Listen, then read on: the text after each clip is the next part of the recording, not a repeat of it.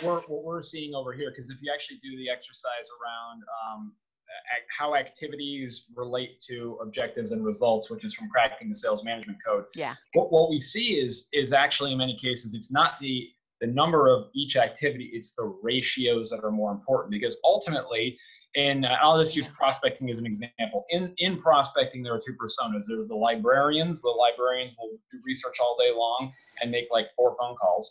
And then there are the cowboys, and the cowboys will just shoot from the hip and ask questions later. We can call them cow people. We'll be gender neutral. The whole point is that if you look at the best people, they have the blend of both. They do enough activity, but they're also good with doing the research. And we call them sniper shooters. So one of the things that we see in our team and our SDRs in our business, they measure this, and our ISRs too, is I'd actually rather have you have more results for less activity. That's the desired outcome, because that means you become really good at being a sniper shooter. So our top SDR right now, she's down to making about 60 dials a day, but her dial to conversation rate is down to about 17. And we're tracking it all closely, down to 17, because she's very strategic with who she dials, when she dials them, why she dials them, all that kind of stuff, how she dials them, what kind of method she uses to dial them.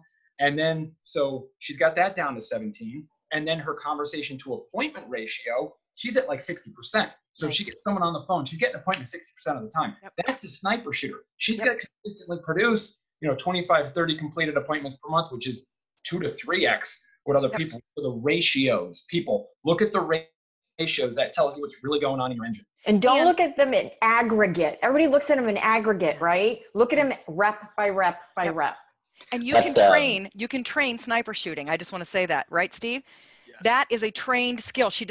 Nobody hired in that girl performing like that. Because I know how you develop your people, and a lot of time and effort went into that. Ambition is priceless. It's something that's in your veins.